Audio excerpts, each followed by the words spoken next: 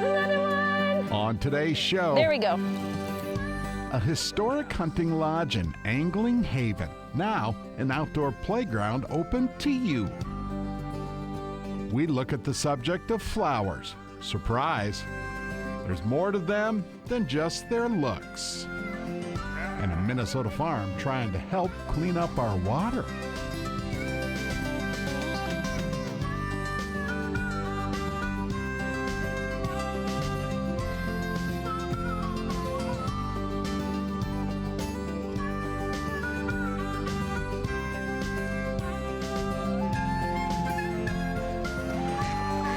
Minnesota Bound, presented by Connecticut Water Treatment Systems. Hey everybody, Laura Millie and I welcome you to today's episode. Over 100 years ago, once sat an 1,800-acre outdoor retreat, all for railroad tycoons. Yeah, recently one family rediscovered the property and vowed to protect it as a conservation legacy. After a short 45-minute drive east of the Twin Cities, you'll come to a utopian setting of natural beauty. You feel that history that exists here. You see these massive oaks or massive maple trees that are pretty rare nowadays, especially oaks, to see of that size. This setting was once a hunting lodge and trout hatchery for railroad tycoons more than a century ago. So Big Rock Creek, the property, at one point in time was 1,800 acres. So, is there a Big Rock Creek? The creek starts 3 miles back. It's just a little spot that bubbles up out of the ground and grows and grows and grows as it collects water throughout this valley to this lake that's been dammed up and flows down into the St. Croix River. Located near St. Croix Falls, Wisconsin, Big Rock Creek is now owned and operated by the Hanson and Johnson families. They have a mission Getting people and families back outside. and a mascot. She's the best-looking blonde on the property, I'll tell you that. Today, Big Rock Creek is an outdoor resort of sorts where they offer many outdoor adventure opportunities. First stop, the historic trout hatchery. So I believe it was formed originally in the 1920s and ran up until the 50s or 60s. So this on the left is the house that we're standing on the foundation of right now. And this are the trout runs that are just over here in the woods. Makes you wonder, why all that work for trout? Trout were a delicacy, still are to a lot of people. I think they were trying to find ways to produce revenue off the property, and that was one of the ways that they did it. The hatchery may be run down, but the water conservation efforts continue. Lock system for controlling the flow of water, so when it rains, this gets opened up and the silt can come off to this side of the creek instead of the clean side of the creek where the trout are at. That's probably the biggest job that we have here, is to make sure that the water system stays clean and runs to the right area. Due to years of conservation efforts, the trout population here is booming. Is it catch and release typically? It is catch and release, but you are allowed to keep one a day. One a day. Nice. For dinner. First fish means you don't have to cook at camp tonight, I think. Oh, okay. Just made that roll up. Right there. There we go. Beautiful brook trout. Gorgeous. Mwah! Thank you for the fun, little guy. Back in the water you go. Whoop! He's off. I got another one. Uh-oh, is that 2-0? A beautiful trout, I'll tell you that. They're everywhere. I'm gonna put him back. Thank you for the fun, little guy. Whoop, he's off. Laura is the fly fishing champion at Big Rock Creek.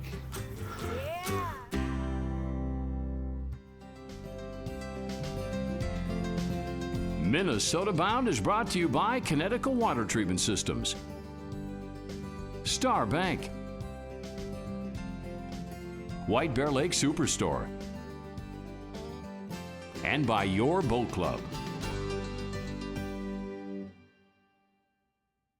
We return to Big Rock Creek for more adventure. This time we're in search of feathers and some foraging. Big Rock Creek is an outdoor resort of sorts where they offer many outdoor adventure opportunities. Right there. There we go. Beautiful brook trouts. They're everywhere. Fly fishing is just one of the many offerings here. If you're into glamping, that's offered too. You'll have power to charge your phone, heat, a cooling fan. So it's kind of like a mini outdoor hotel room is the way I describe it to people. My kind of camping. Yeah. Most people would probably be most excited to have a bed while camping. I, on the other hand, am most excited for the coffee maker. When you're getting up at 4 in the morning, this is gonna be your best friend.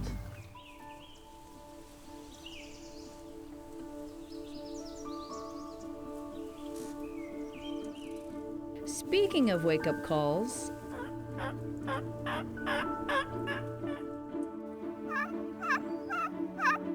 a 4 a.m. wake-up call is mandatory if you want to participate in a guided turkey hunt experience. It's an awesome spot for them to roost just because you've got both sides of the ridge here that they can get on and just all kinds of acreage for them to roam about on. The turkeys were silent this morning. Turkeys win, we lose. Yeah, but it's still better to be out in the woods than sitting in an office somewhere, I would say, so it's not a bad morning at all. So we changed our plans. We've moved on to Plan B here at Big Rock Creek because the turkeys aren't talking today. We decided to do a little foraging since it's morel season, and boy did I find a honey hole of morels. Here is one. This is like striking gold in the woods. You can see it's right next to a dying elm. This is almost as good as harvesting a bird, I'll tell you that. We're gonna keep searching. Oh, here's another one. Ooh. We are in morel heaven. Are you kidding me right now? You can turkey hunt here, but we're not gonna tell you where the morel mushrooms are.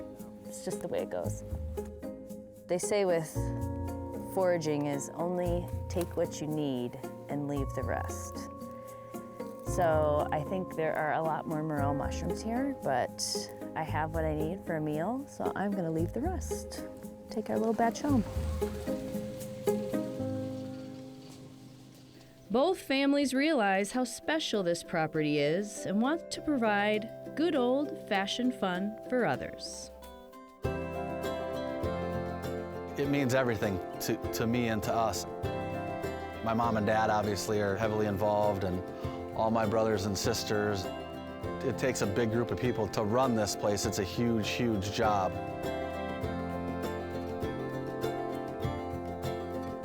Pretty special to be able to provide that kind of a family atmosphere to everybody that gets to come to Big Rock Creek now.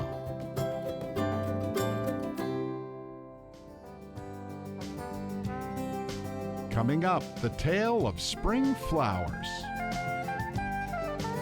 Closed captioning provided by Voyager Lodge and Houseboats.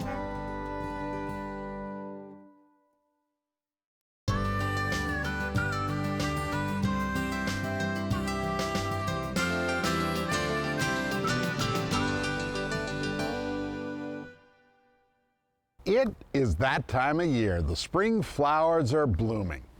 That said, we all don't really know that much about them. Ron Cher is here to help out.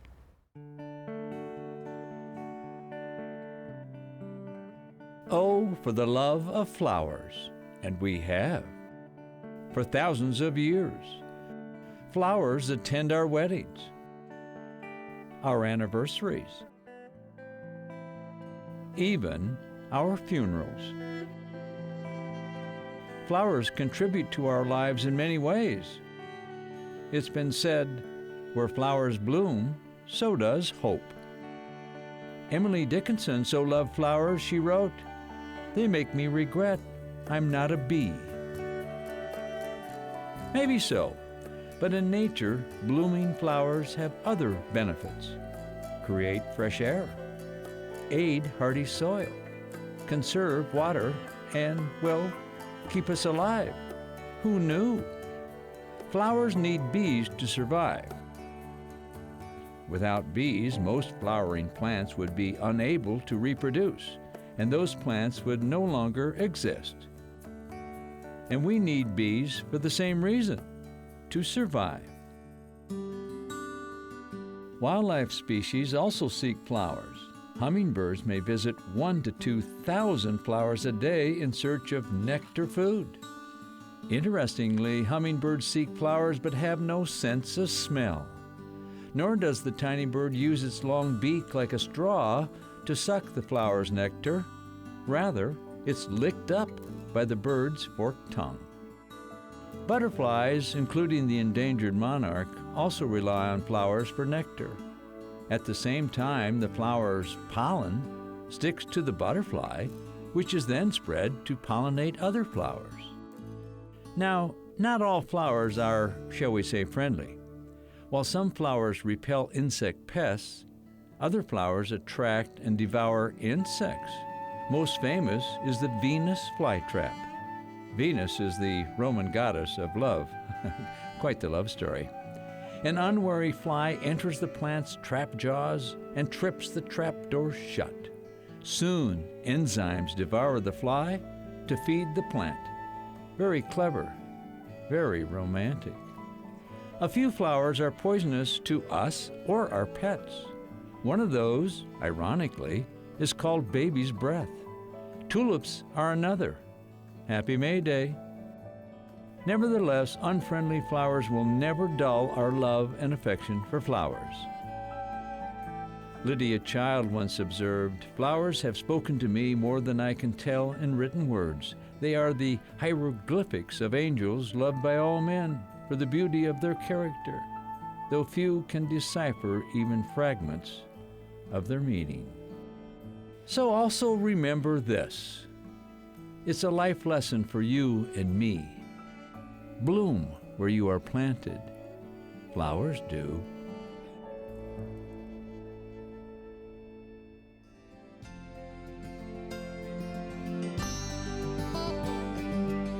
Still ahead, from flowers to the farm.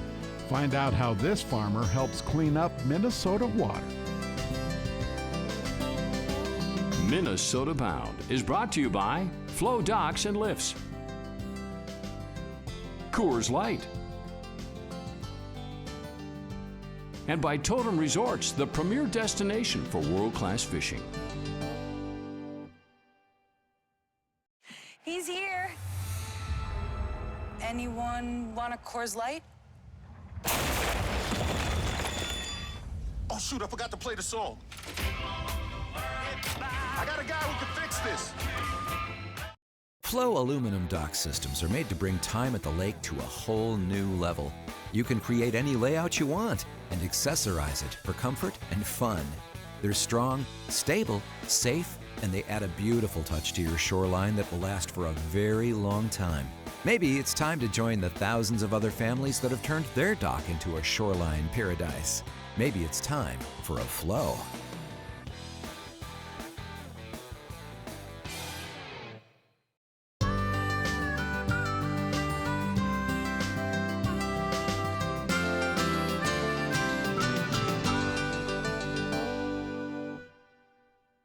Up next, a story about a Minnesota farm told through the eyes of photojournalist Kyle Heidenreich. Yeah, the owners there believe that their farming practices are helping to protect our clean water. This is topsoil. To mankind, topsoil means food and life. It exists only upon a small favored fraction of the Earth's surface, and it averages a depth of only 6 inches. Your life depends upon these 6 vital inches.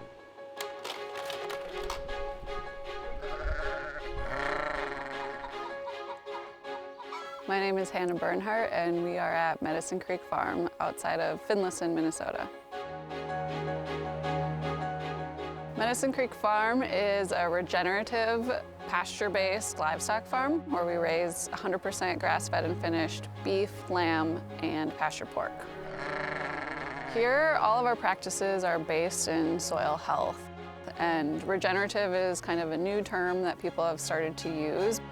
It's kind of recognizing that if you're starting with a degraded resource and sustaining that, it's actually not that great. What you really want to be doing is improving your soil and improving the health of your land. So we're regenerating, we're creating new topsoil. She had a very clear goal of being a farmer and having her own farm. I grew up on a corn and soybean farm in southern Minnesota. I fell in love with it. I fell in love with the lifestyle. Good boy. Good dog. Cheep, cheep, cheep. And also, I started learning more about sustainable practices. Some of the places I grew up, they no longer recommend swimming in the lakes and rivers. And that's really sad and scary to think about, especially when you're about to start a family.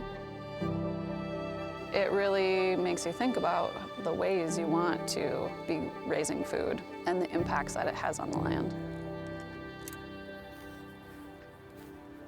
Oh, but here they come. They're getting excited because they know that we're gonna move. Our main soil health practice is called rotational grazing or adaptive grazing. Cows get a bad rap in terms of climate change. They don't realize that there's actually this huge soil health benefit of putting livestock back on the land. All right, I think we're ready to move them. Come, boss.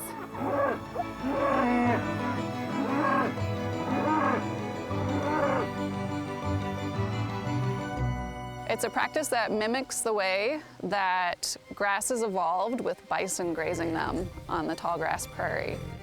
Grasses evolved to respond positively to that grazing. Through the process of photosynthesis, it makes a sugar solution that's called a root exudate. When the animal comes along and grazes that plant, it stimulates the grass to release this root exudate. And when it does that, it's this sugar solution that is actually giving energy and food to all of the microorganisms that live in the soil. In 1 teaspoon of living soil, there's more microorganisms than there are people on Earth, which is kind of mind-blowing.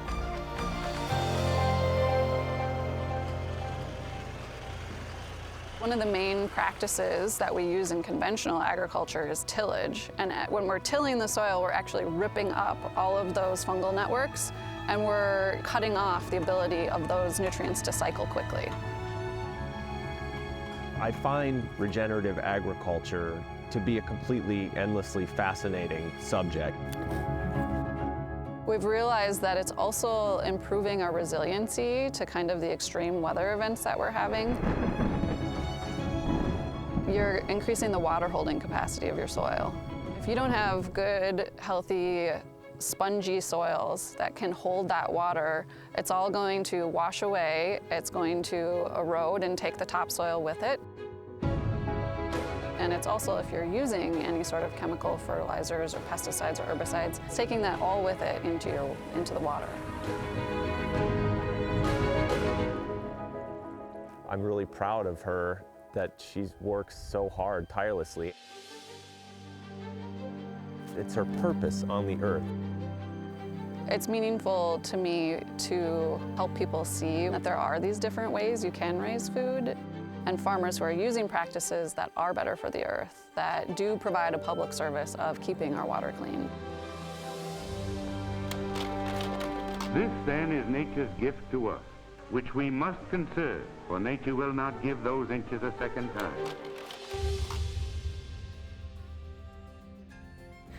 I love what they are trying to do there. Same here, absolutely. Well, we're out of time, but we'll be back here next week with 4 new stories. In the meantime, what do we always tell people? Remember to introduce a kid to the great outdoors. Transportation provided by Premier Transportation. Call 1-800-899-7433. To get more Minnesota Bound, including full episodes, go to mnbound.com. And to follow our latest adventures, like us on Facebook.